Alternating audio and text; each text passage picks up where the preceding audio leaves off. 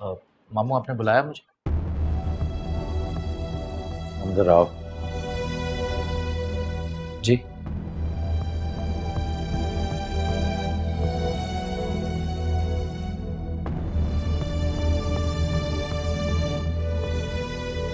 मुताहिर, बेटा बेहतर है कि तुम मेरी बेटी फातिमा से दूर रहा करो।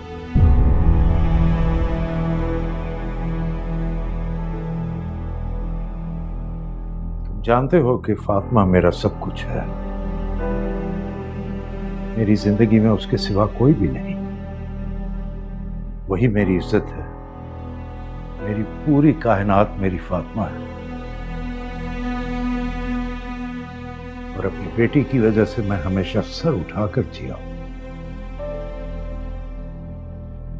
मैं नहीं चाहता कि तुम्हारी या किसी की भी वजह से मेरी बेटी की इज्जत पर कोई हर्फ आए।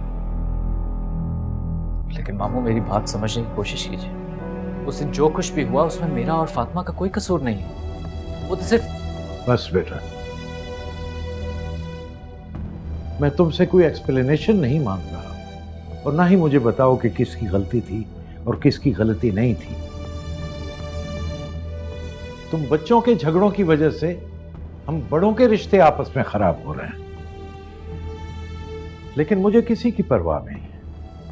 कोई भी रिश्ता खराब होता है तो होता रहे, लेकिन अगर मुझे फिक्र है और परवाह है तो सिर्फ अपनी बेटी की इज्जत की।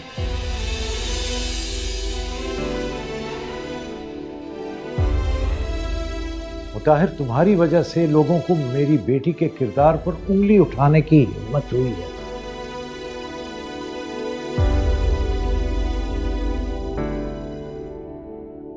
तुम्हारी गलती है या नहीं है, ना ये मैं जानता हूं और ना जानना चाहता हूं।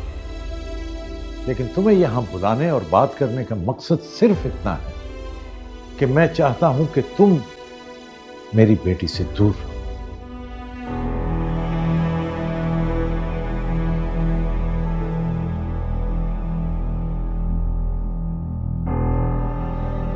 बाबा,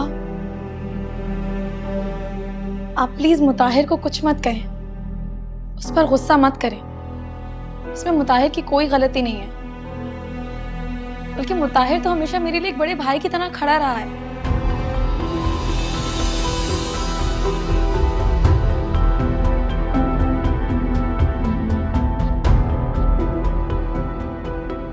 ठीक है बेटा, मैं मानता हूं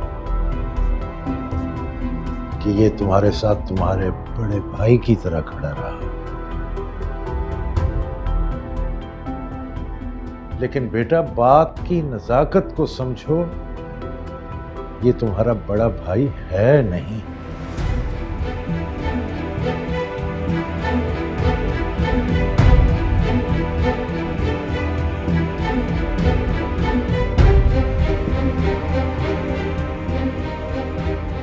ताहिर बेटा, मेरा ख्याल है कि तुम मेरी बात को समझ गए हो कि मैं क्या कहना चाहता हूं।